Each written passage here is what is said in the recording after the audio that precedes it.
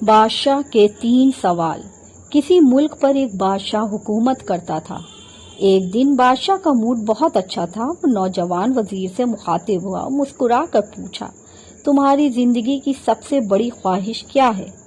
وزیر شرما گیا، اس نے منہ نیچے کر لیا۔ بادشاہ نے قہقہہ لگایا اور بولا، تم گھبراؤ مت، اپنی زندگی کی سب سے بڑی خواہش بتاؤ۔ وزیر گھٹنوں پر جھکا اور عاجزی سے بولا، حضور، آپ دنیا کی خوبصورت سلطنت کے مالک ہیں۔ میں جب بھی یہ سلطنت دیکھتا ہوں تو میرے دل میں خواہش پیدا ہوتی ہے کہ اگر اس کا 10واں حصہ میرا ہوتا تو میں دنیا کا خوش نصیب ترین انسان ہوتا۔ وزیر خاموش ہو گیا تو بادشاہ نے قہقہہ لگایا اور بولا، میں اگر تمہیں اپنی آدھی سلطنت دے دوں تو وزیر نے گھبرا کر اوپر دیکھا اور عاجزی سے بولا، بادشاہ سلامت، یہ کیسے ممکن ہے؟ میں اتنا خوش قسمت کیسے ہو سکتا ہوں؟ بادشاہ نے فوراً اپنے نائب کو بلایا اور اسے 2 احکامات لکھنے کا حکم دیا۔ بادشاہ نے پہلے حکم کے ذریعے اپنی آدھی سلطنت نوجوان وزیر کے حوالے کرنے کا فرمان جاری کر دیا۔ دوسرے حکم میں بادشاہ نے وزیر کا سل قلم کرنے کا حکم دیا۔ وزیر دونوں احکامات پر حیران رہ گیا۔ بادشاہ نے احکامات پر مہر لگائی اور وزیر کی آنکھوں میں آنکھیں ڈال کر بولا، تمہارے پاس 30 دن ہیں۔ تمہیں ان 30 دنوں میں صرف 3 سوالوں کے جواب تلاش کرنے ہیں۔ تم کامیاب ہو گئے تو میرا دوسرا حکم منسوخ کر دیا جائے گا، یعنی کینسل کر دیا جائے گا، اور تمہیں آدھی سلطنت پہلے حکم کے مطابق مل جائے گی، اور اگر تم ناکام ہو گئے تو پہلا حکم خارج کر دیا جائے گا اور دوسرے حکم کے مطابق تمہارا سر قلم کر دیا جائے گا۔ وزیر کی حیرت پریشانی میں بدل گئی۔ بادشاہ نے اس کے بعد فرمایا، میرے 3 سوال لکھ لو۔ وزیر نے لکھنا شروع کیا تو بادشاہ نے کہا، پہلا سوال ہے کہ انسان کی زندگی کی سب سے بڑی سچائی کیا ہے؟ وہ رکا اور پھر بولا، دوسرا سوال، انسان کی زندگی کا سب سے بڑا دھوکہ کیا ہے؟ بادشاہ پھر رکا اور بولا، تیسرا سوال، انسان کی زندگی کی سب سے بڑی کمزوری کیا ہے؟ بادشاہ نے اس کے بعد نکارے پر چوب لگائی اور بآواز بلند بولا، تمہارا وقت اب شروع ہوتا ہے۔ وزیر نے دونوں پروانے اٹھائے اور دربار سے دوڑ لگا دی۔ اس نے اس شام ملک بھر کے دانشوروں، ادیبوں، مفکروں اور ذہین لوگوں کو جمع کیا اور 3 سوال ان کے سامنے رکھ دیے۔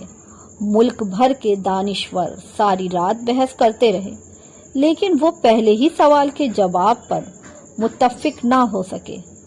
وزیر نے دوسرے دن دانشور بڑھا دیے، لیکن نتیجہ وہی نکلا۔ وہ آنے والے دنوں میں لوگ بڑھاتا رہا مگر اسے کوئی بھی تسلی بخش جواب نہ دے سکا، یہاں تک کہ وہ مایوس ہو کر دارالحکومت سے باہر نکل گیا۔ وہ یہ سوال اٹھائے ہر جگہ گھومتا پھرتا رہا مگر کہیں سے اس کا تسلی بخش جواب اسے نہ مل سکا۔ مارا مارا پھرتا رہا، شہر شہر، گاؤں گاؤں کی خاک چھانتا رہا۔ شاہی لباس پھٹ گیا، پگڑی ڈھیلی ہو کر گردن میں لٹک گئی، جوتے پھٹ گئے اور پاؤں میں چھالے پڑ گئے، یہاں تک کہ شرط کا آخری دن آ گیا۔ اگلے دن اسے دربار میں پیش ہونا تھا۔ وزیر کو یقین تھا کہ یہ اس کی زندگی کا آخری دن ہے۔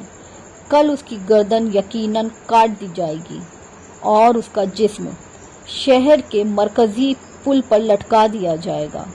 وہ مایوسی کے عالم میں دارالحکومت کی کچی آبادی میں پہنچ گیا۔ آبادی کے سرے پر ایک فقیر کی جھوپڑی تھی۔ وہ گرتا پڑتا اس کٹیا تک پہنچ گیا۔ فقیر سوکھی روٹی پانی میں ڈبو کر کھا رہا تھا، ساتھ ہی دودھ کا پیالہ پڑا تھا۔ فقیر کا کتا شڑپ شڑپ کی آواز میں دودھ پی رہا تھا۔ فقیر نے وزیر کی حالت دیکھی، قہقہہ لگایا اور بولا، جناب عالی، آپ صحیح جگہ پہنچے ہیں۔ آپ کے 3 سوالوں کے جواب میرے پاس ہے۔ وزیر نے حیرت سے اس کی طرف دیکھا اور پوچھا، آپ نے کیسے اندازہ لگایا کہ میں کون ہوں اور میرا مسئلہ کیا ہے؟ فقیر نے سوکھی روٹی کے ٹکڑے رکھے اور مسکرایا، اپنا بوریا اٹھایا اور وزیر سے کہا، یہ دیکھیے، آپ کی بات سمجھ میں آ جائے گی۔ وزیر نے جھک کر دیکھا، بوری کی طرف شاہی خلعت بچھی ہوئی تھی۔ یہ وہ لباس تھا جو بادشاہ اپنے قریب ترین وزیروں کو عنایت کرتا تھا۔ فقیر نے کہا، جنابی عالی، میں بھی اسی سلطنت کا وزیر ہوا کرتا تھا۔ میں نے بھی ایک بار بادشاہ سے شرط لگانے کی غلطی کی تھی، نتیجہ آپ کو دیکھ لیجیے۔ فقیر نے اس کے بعد سوکھی روٹی کا ٹکڑا اٹھایا اور دوبارہ پانی میں ڈبو کر کھانے لگا۔ وزیر نے دکھی دل سے پوچھا، کیا آپ جواب تلاش نہیں کر سکے تھے؟ فقیر نے قہقہہ لگایا اور جواب میں بولا، میرا معاملہ آپ سے مختلف تھا۔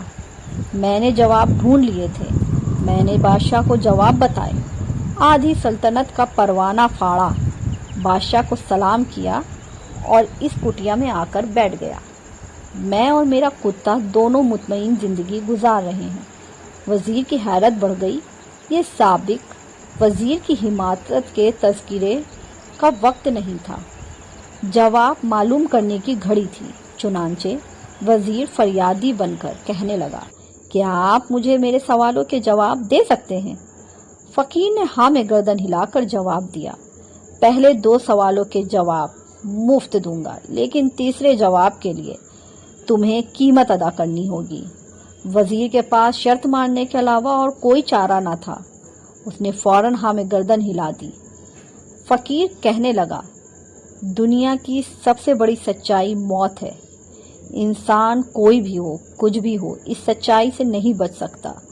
ایک دن اسے موت کا ذائقہ چکھنا ہی ہے۔ وہ رکا اور پھر بولا، انسان کی زندگی کا سب سے بڑا دھوکہ زندگی ہے۔ ہم میں سے ہر شخص زندگی کو دائمی سمجھ کر اس کے دھوکے میں آ جاتا ہے۔ فقیر کے دونوں جواب ناقابل تردید تھے، جنہیں جھٹلایا نہیں جا سکتا تھا۔ وزیر سرشار ہو گیا۔